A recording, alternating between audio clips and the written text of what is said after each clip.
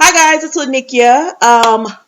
Y'all, this episode of The Handmaid's Tale. Ooh, I cannot wait for next week. Like, I have not been this excited to see The Handmaid's Tale this whole season 3 because, first of all, it took them forever to tell us what the purpose of season 3 was. Like the whole time we've been okay. So this is season 3, episode 11 of The Handmaid's Tale called Liars. You'll get it. Cause baby, okay, listen. So we see all the muffins. So then June says that there was 52 muffins. So the Marthas and the handmaids are wanting to get out 52 children. So she's wondering how she's gonna do this, how she's gonna get all these children out and everything. So then we see Eleanor. So June hears a noise, and she hears Joseph talking to Eleanor, and Eleanor has pulled a gun out on Joseph because she's mad at him because she's like, it's because of you that all this has happened, and so she's like, I'm gonna take you out, and then all this will be good. Which, when you're, that's just her rational way of thinking about it. So June has to talk her down and let her know, like, Eleanor, he did bad or whatever, but she tells June he got you raped, he got you brutalized, he got all this. But June tells her, so did you, so did I. We all could have did something. We all kind of sat back and let this happen and didn't act on it when we should have to try to stop it. And so because of that, June is just telling Eleanor, I need him. I need him and I need you. So you can't kill him because I need you both and I need you to be strong. And so anyway, she finally talks Eleanor out of killing Commander Lawrence, and he thanks her and everything. So then we see that Commander Lawrence and June are talking, and he tells her, he was like, we didn't take into account mental health, and we didn't take into account the maternal love that a mother would have for her child, where she's willing to die to make sure that her child gets out and is safe. Because June tells him she needs a truck. It's 52 people. She has 52 kids. So she's gonna get him. Eleanor and the kid and the children out, and we find out Beth as well. The other handmaid, I guess they're not trying to get you out. But so then but June says she's gonna stay because she's gonna get those 52 kids out, but she's not leaving without Hannah. And he's just like, we didn't account for all of this. We made some mistakes when we were creating this because we didn't take into account the emotional attachment that people would have and try to stay and get everyone out. So anyways, okay, so then we see, and then June tells him it would be funny if after all of this, you end up being the hero. Because, he created all this, so for him to be the hero in the end would be a mess. So then June is going to, okay, so then we go to Serena, and Serena tells Rita goodbye. And Rita just asks June, do you think this is worth... Rita asks Serena, do you think this is worth it for Nicole? Like, is this the best decision for Nicole or whatever, bringing her? Because she's thinking she's trying to, I don't know what Rita is thinking as far as the Waterfords. But she's just trying to figure out what they're doing. Like, shouldn't they just leave? Well, do they feel like they need to get her, or can they just leave her in Canada or whatever? So then we go to... Serena telling Rita goodbye, and you could tell that it's the last time. Like, whatever she's doing, you could tell that she's not coming back to see Rita and them again. Because she gives Rita a long hug and tells her God bless you and all of that, and just, and then Fred pulls up and he lets down the window and says time to go or whatever. Now, did anybody else think, why are the guards and everything just standing around letting Fred go and he's driving a vehicle? Because when Serena gets into the vehicle, she looks back at Rita one last time, and he says, oh, I miss driving and all that. And I was like, so the guards are just not going to say anything? Because even though they're commanders, sometimes we've seen where the guards take over and the commanders can do nothing or whatever. But I just noticed that. So then we see Fred pull. So they're driving and everything, and Fred pulls over. And so now we're not gonna go to that right now. So then we go to Beth, who tells June, she comes to June and she says, answer the questions, don't ask any or whatever. So Beth leads June to other Marthas. So the Marthas are downstairs, and I guess these are the Marthas who actually run kind of like the Underground Railroad to get people out. And so they're asking June, like, who told you to get people out? She says, no one. It was my idea. And there's like, stupid idea. And she was like, I have Marthas who are willing to help me. And they were like, oh, they might have said yes, but we run this or whatever. And they were just pretty much telling her, we're not willing to help you, and everything. But she finally does convince them, like when Beth vouches for her, she does convince them to help her and everything. So they're going to help get June out. They're not going to help June get the kids out. What they're going to do is not stop the other Marthas from helping June get the children out. And they actually have a shipment coming, and they're like, you don't interrupt, like, don't get in the way of our shipment that's coming and everything. So June agrees to that, and so they go about their business. So then so Fred and Serena are talking about the Americans, about how dumb they are and everything, because they're driving. So they're in this car and they're driving to meet Tulo. And so they're just talking about how we always outsmart the Americans and everything. So then, anyways, Fred lets Serena pull over, and she drives, and you could tell she enjoys it. Like, she's missed this part of her life because she was putting the pedal to the metal. Wait, is it pedal to the metal? I don't know. So anyways, so they end up going to this house, and I guess it's like one of those homes where if you're trying to escape or do anything, that they shelter you. So they end up going to that home. Okay, so then we see June and Beth talk about the shipment that the Marthas have. June is asking Beth, did she know what it is? And Beth is like, no. And sometimes it's better not to know. And she said, well, I heard one of the Marthas say Billy. And Beth tells June that he's a bartender at Jezebel's. Because was Beth one of the girls that used to be at Jezebel's? I believe so. I think she kind of said it. Because I remember when Nick was liking June, and it was that her? Is that Beth? Because if it is, that is crazy how they brought her back. But anyways, she tells her, like, Billy, he'll do whatever for the right amount of money. So anyways, then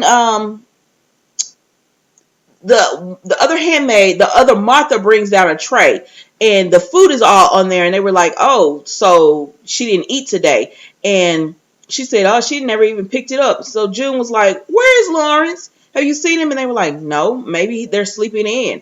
And June is just like, no, he wouldn't be sleeping in. So she goes to his study, and he has shredded up all types of papers and everything in his study, and on a pad it says sorry. So he is left. He was supposed to help her get a big enough van and everything so that they can all get out, but he doesn't want to do it. He doesn't want to risk that. He's just going to take Eleanor and try to get out himself. So then we go back to so when that happens, Beth comes in and everything, and June is like, he's gone, but June is like, well, maybe we could get the 52 kids out with the shipment, because the Marthas got that shipment. And Beth is like, that's 2 days away. And June is like, we can do it. And Beth is like, you're crazy. I knew I shouldn't have vouched for you. This house was much safer before you got here.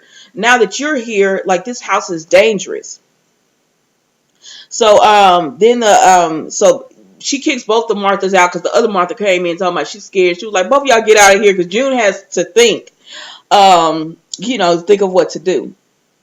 So then June she finds a phone, and she tries to dial out on the phone, but she can't do it because it's all through Gilead. Like, so if they want to make a phone call, they have to tell the person, okay, I wanted to call this person. Because he was like, Commander Lawrence, who are you needing to call or whatever? So she just hangs up and everything.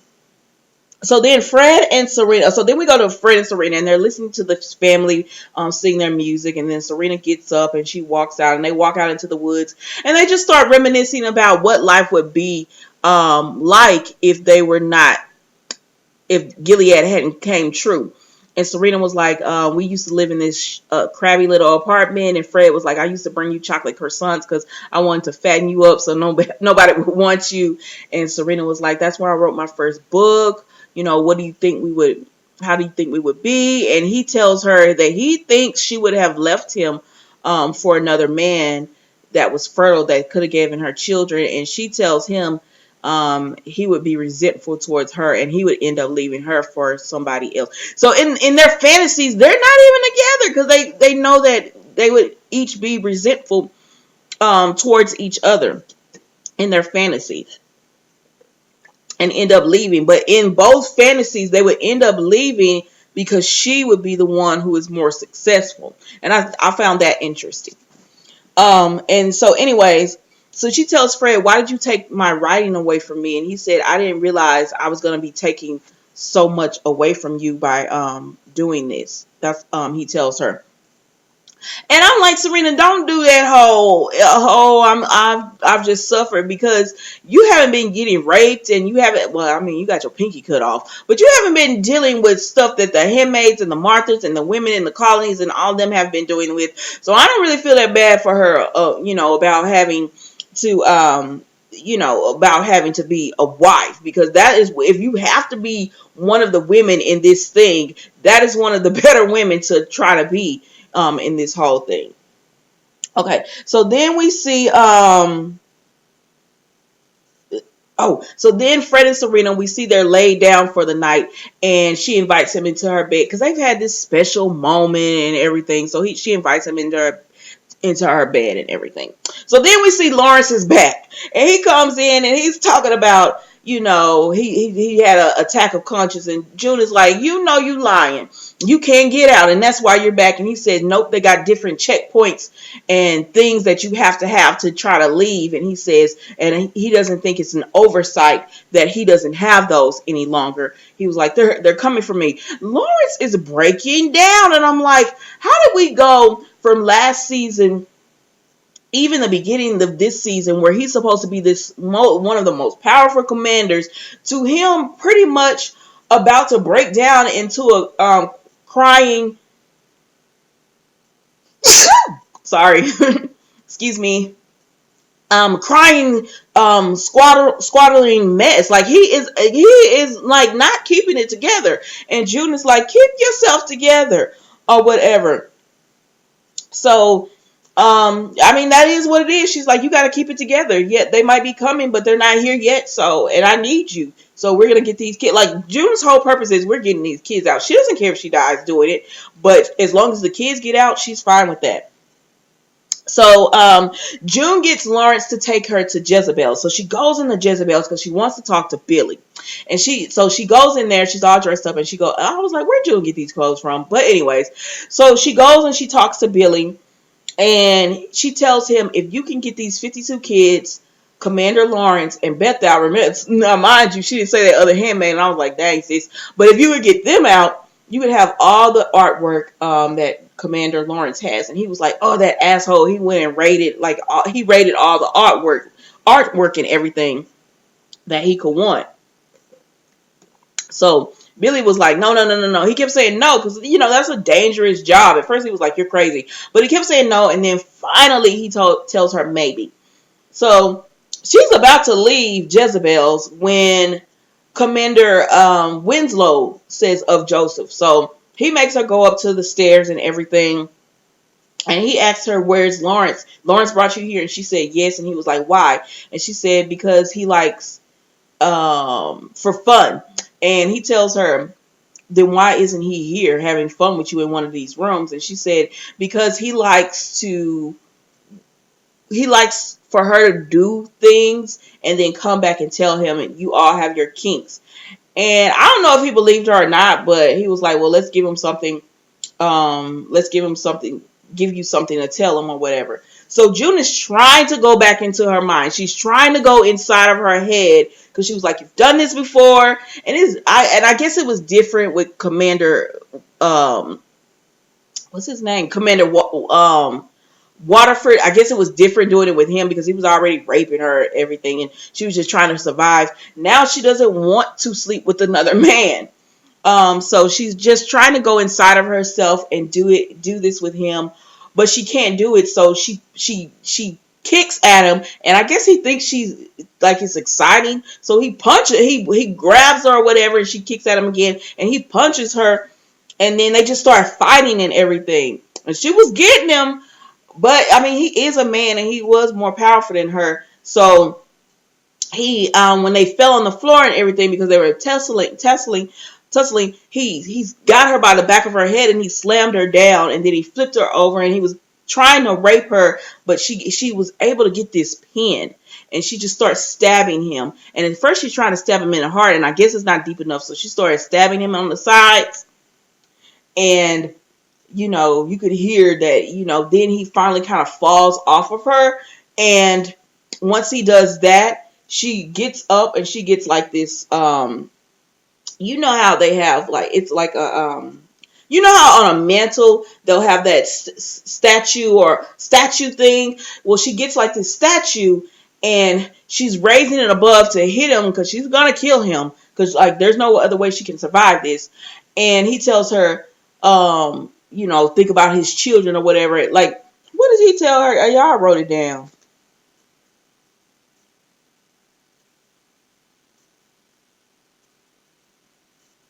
He tells her, my children or whatever. Sorry about that. He tells her, my children. And I'm like, sir, that's the wrong words to say to a mother who y'all had her children ripped from her arms. She has another child and you're trying to take him away from the safety of Canada. Those are the wrong words to say. So she goes ahead and she takes that statue and she kills him. And so now it's Emily, June, and Emily, Mora, and June have all killed a commander. So then June just kind of, because she's all bloody and everything, and she realizes what she's done, and she just kind of falls back onto the wall and just slides down, and she sits down, and we hear Martha come in. And the Martha, sees what's going on, and she goes to June, and she tells June, I remember you because you saved me. You came I was in the cages. Remember those women they brought in from Boston and June could save 5? Well, she was one of the 5 that June saved from going to the colonies. She was like, you saved me. So now she's returning the favor. She tells June, here's the key. Go out this exit and you'll be okay. And so June does exactly that. And she gets into the car. I don't care about some friend. It don't get okay. So she goes to the car and she tells Lawrence to drive. Now, while she's doing this, I'm just gonna wrap this whole thing up. No, actually, I'm not. So then they cut to Fred and Serena. Okay, so Fred and Serena is outside of the car and everything, and Tuello pulls up. Tuello pulls up. And he tells them, follow me. So Fred is about to follow him, and then he stops and he tells Serena, do you trust him? And she tells him, yes, I trust him. So he follows him. Now he said, just up ahead, I have a safe spot. Fred is following this man a long time. He's following him so long, he tells Serena, where are we going? Like, this is not just up ahead. And I was like, you know what, Serena, you're up to something. He was like, this is not just up ahead. And so I was like, Serena's got to be up to something. So then he finally stops and he gets out. And when Fred gets out, he's like, well, this is not just up ahead. Where are we and everything? And then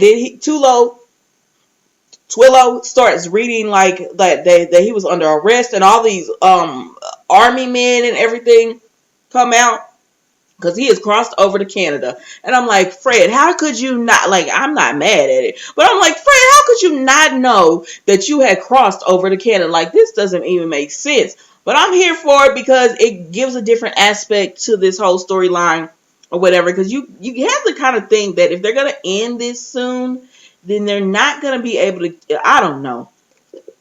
But anyways, so Fred has crossed over to Canada line. He's in their territory, so they can arrest him for rape, human trafficking. They got a lot of charges on him, and they get Serena. And if you notice, they were not rough handling Serena like they were doing Fred. So I was like, Serena, did you set this up? So Fred they put, and he, the whole time he is thinking about Serena. He's like, get your hands off of her. She had nothing to do with this and all that. He's thinking about her. So they put him in the vehicle. They put Serena in the vehicle or whatever.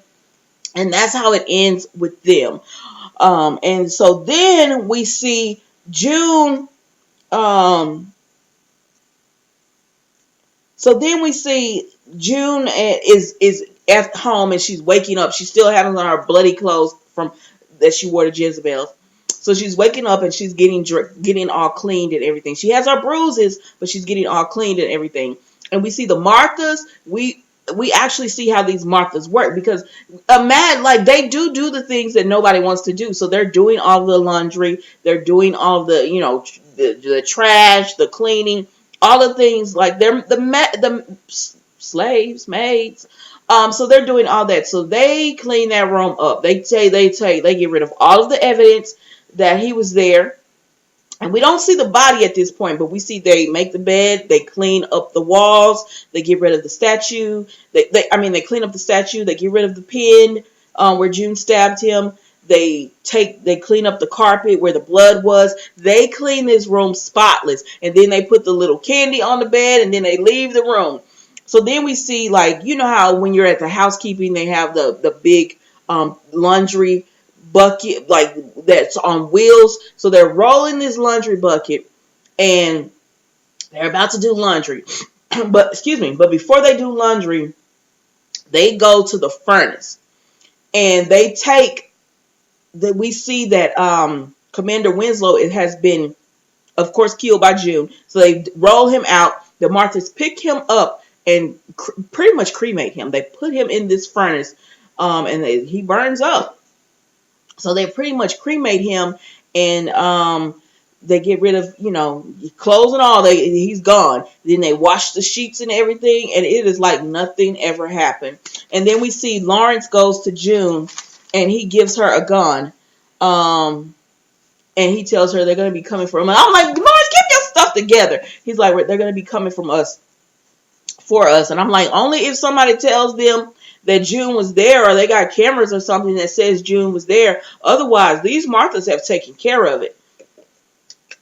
Y'all, it was a short review. Look at me, 22 minutes. Okay, so I did watch the sneak peek for the next episode, so we do know that June has set up Commander Lawrence. And we have been saying this whole time. Like, I knew from the very beginning when that man offered Serena a way out, that she was going to definitely take it, because she loves that baby more than anybody. And because remember we said that, we think she's going to try to go to Hawaii with the baby and be happy, because she'll be happy without Lawrence or whatever, because of all the things he's done to her. I think maybe she might have she played this part out good, because she was looking like she was really falling back in love with him and everything. But the whole time she was really biding her time until she can get to get the baby. So she gave them Commander Waterford, I believe, so she could have that baby. She gave him up for the baby, which I mean, it's Serena Joy. We already know she's all about self and everything. We already know that, so I'm not surprised that she did this. I mean, it's not surprising. Anyways, that was The Handmaid's Tale. I thought it was a much better episode. I can't wait to see. I guess they're going to bring back, Luke and Maura and all of them next week, because Commander is in jail in Canada. They didn't really too much show anything about June, but I guess we're going to see, what's the aftermath of, the Lawrences being arrested, or Commander Lawrence being arrested. Commander Winslow is killed. So I don't know who else would be like stopping Commander Lawrence, because it seems like the Winslows and the Waterfords were really the only people opposing him, because everybody else seemed like they were just afraid of him or whatever. So I don't know what's going to happen, but it was a pretty good episode. There's a new show out on Hulu called Four Weddings and a Funeral. I'm going to do reviews over only because Mindy Kaling is doing it. But they put out 4 episodes, so I'm only going to do 1 episode tonight and then the next over the next few days. But anyways, if you want to watch that, tune in on that one as well. Have a great week, rest of your week, guys. See you next week with other Handmaids too.